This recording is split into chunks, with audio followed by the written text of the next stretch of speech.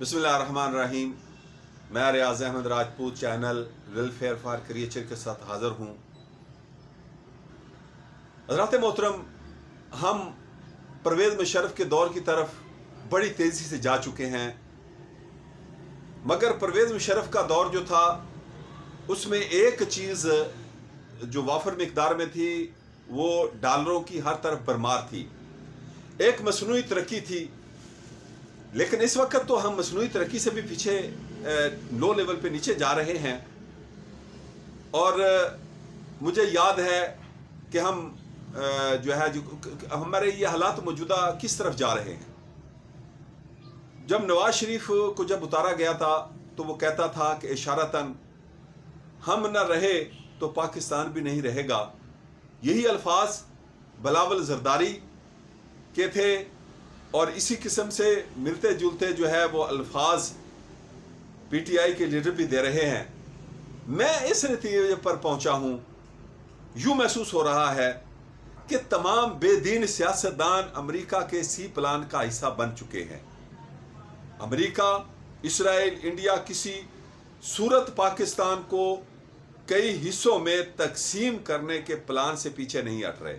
لیکن میری ایک دعا وہ اثر کر گئی. میری وہ دعا کیا تھی؟ لیکن فی الحال میں آپ کو جو ہے وہ ان کے پلان کی بات کرتا ہوں. جو پلان امریکہ سی پلان جو بنا چکا ہے وہ کیا ہے. اس کے پہلے جو اس نے کئی 2-3 قسم کے پلان بنائے امریکہ نے، وہ جو ناکام ہوئے ان کی بھی میں وضاحت کرنا چاہ رہا ہوں.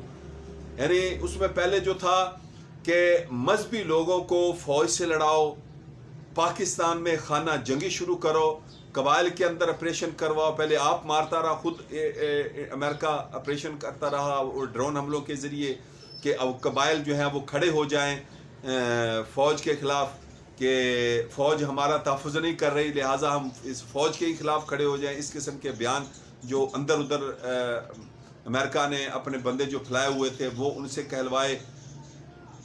پھر اس کے بعد خود آپریشن کیے. تو جب حملہ ہونے لگا تو اس کے بعد جو ہے وہ قبائل جو ہیں وہ پاکستان کے حق میں کھڑے ہو گئے، کہے کہ پاکستان کے اوپر کسی نے حملہ کیا، دو بھائی آپس میں لڑ رہے ہو تو دشمن یہ نہ سمجھے ہم آپس میں لڑتے رہیں گے، ہم جو ہے وہ پاکستان کا تحفظ کریں گے، ایک جان ہو کر پاکستان ہمارا گھر ہے، ہم اس کا تحفظ کریں گے.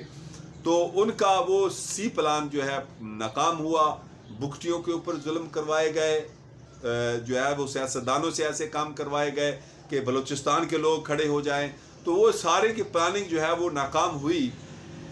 اس میں زیادہ جو ہے وہ جمعیت علماء اسلام کو داد دیتا ہوں بلوچستان کے اندر. اس کی وجہ سے یہ پچھلے دنوں میں بھی ان کے زیادہ تر چیئرمین اور کونسلر اور میئر جو ہے وہ بلوچستان میں زیادہ بنے. تو اس کی وجہ سے، اس کی بھی وجہ اور مذہبی جماعتوں کی طاقت بھی ہے جو بلوچستان میں وہ کفر کے پروگرام کو ناکام بنا رہی ہیں.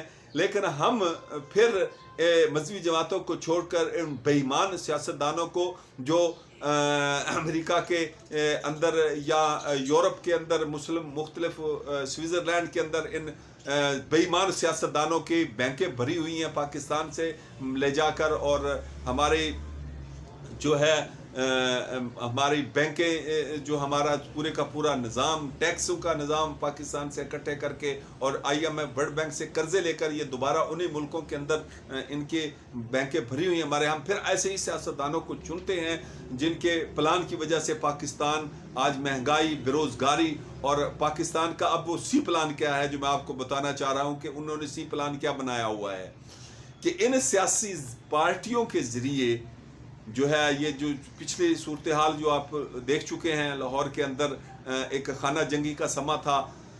تو جب عمران خان کو گرفتار کرنے کے لیے ایک سخت آپریشن کروائے گئے، تو یہ سارے کے سارے جو بھی یہ سسٹم یہاں پر خانہ جنگی کا سما جو بن رہا گیا تھا لاہور کے اندر یا اسلام آباد کے اندر، تو یہ سارے یہ سی پلان ہے کہ پچھلے جتنے ان کے ناکام مذہبی لوگ تو سمجھ گئے.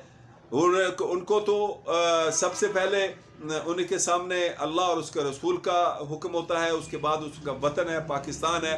تو وہ اپنی جیسے حافظ سعید نے بیان دیا تھا کہ اے پاکستان اگر تیرا حیا نہ ہوتا تو ہم ان جماعتوں کو جو کفر کے اشاروں پہ ہمیں تنگ کر رہی ہیں، ہم ان کی اینٹ سے اینٹ بجا دیتے.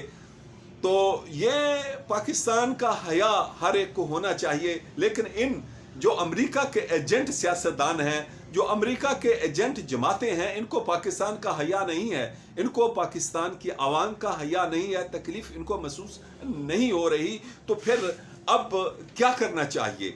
میں ایک چیز آپ کو بتا دوں کہ اگر ہم اب ان کو نہیں چھوڑتے، جو یہ سیاسی پارٹیاں جو کفر کے اشارے کے اوپر جو ہے پاکستان اور پاکستان کی عوام کو آئے دن ایک نئی مصیبت کا سامنا مہنگائی کی شکل میں ہو یا افراتفری کی شکل میں ہو، یہ دے دیتی ہیں ایسی بے ایمان سے. اگر ہم ان کو نہیں چھوڑتے تو پھر یاد رکھنا بغداد کے اندر جو صورتحال ہوئی تھی کہ مطلب جو ہے بغداد میں جو مسلمانوں کی کھوپڑیوں کا سروں کی کھوپڑیاں بنا کر چنگیز خان نے اس میں شراب پی تھی. تو اس میں وہ اللہ کے ایک بندے کا واقعہ یاد ہے کہ جو ہے وہ جب چنگیز خان حملہ پہلی دفعہ کرنے لگا تو لوگ بھاگ کر آئے کہ دعا کیجئے، چنگیز خان آ رہا ہے تو ہمیں بچا لیجئے، دعا کریں اللہ تعالی ہمیں بچا لے اس مصیبت سے. تو انہوں نے دعا کی تو وہ بچ گئے. تیسری دفعہ، دوسری دفعہ تو میں بھی دعا کی تھی ایک جب حملہ ہونے لگا تھا افغانستان کی طرف سے. تو میں نے کہا یا اللہ، ادھر سے ایک اتنی بڑی تعداد میں اللہ نے میری بھی وہ دعا قبول کی.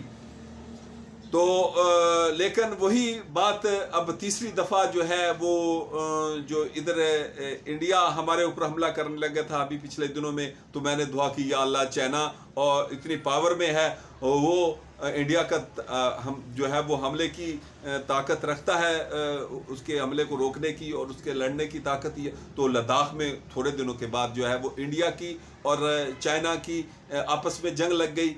تو میں سوچ رہا ہوں اب وہی اللہ کا بندہ جو بغداد میں جس نے دعا کی تھی تو اس نے یہ کہا تھا کہ توبہ کر لو، توبہ کر لو اپنے گناہوں سے.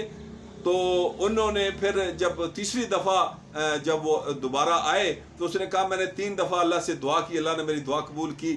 تو چنگیز خان کی فوج سے آپ ٹل گئے. اب تیسری دفعہ جو ہے وہ جب وہ دعا مانگنے لگا تو غیبی آواز آئی کہ ان کا حال بنی اسرائیل جیسا ہو چکا ہے، آپ 1000 دفعہ بھی ان کے لیے توبہ کی یہ توبہ کریں گے، توبہ توڑیں گے، لہٰذا میں نے ان پر اب مسلط کرنا ہے، جو ہے اس کو چنگیز خان کو مسلط کرنا ہے. تو یہ صورتحال جو مجھے نظر آ رہی ہے تیسری دفعہ اب جو ہم انہیں بے ایمان سیاسی پارٹیوں کو چنیں گے تو بغداد کی طرح ہمارا حال ہوگا، ہماری دعا جو ہے وہ قبول نہیں ہوگی. جو آنے والی جو مصیبت آ رہی ہے اس کو دور کرنے کی ہم جتنے میں تو کیا جتنے بڑے، میں تو اپنے آپ کو کوئی حیثیت سمجھتا نہیں ہوں، جتنے بڑے کو اللہ کے ولی پاکستان میں دعا کر لیں، اگر ہمارے خدا نے آج تک اس قوم کی حالت نہیں بدل لی، نہ ہو بخیال جس کو آپ اپنی حالت بدلنے کا. تو یہ قرآن کی ایک آیت کا ہی شعر علامہ اقبال نے جو ہے وہ اپنا شعر بنایا ہے اس آیت کے ترجمہ کی شکل میں. تو یہ چیز جو ہے اگر ہم خود ان بے ایمانوں سے الگ نہیں ہوں گے تو پھر ہمارا حالت بھی بغداد کے مسلمانوں جیسی نہ ہو جس میں گلیوں کے اندر خون اس طرح جو بہہ رہا تھا جیسے پانی بہہ رہا ہو. تو یہ بھی یہی پلان امریکہ نے بھی بنایا ہے کہ ہم پاکستان کے اندر اتنا قتل عام کروائیں گے کہ گلیوں میں خون بہے. خدا نہ خواستہ ایسا ہو، اللہ تعالیٰ ہمیں اس سے پہلے ایسا سربراہ دے دے جو ہمیں دفاعی لحاظ سے مضبوط کرتے، ہماری معیشت کو مضبوط کر دے. آمین.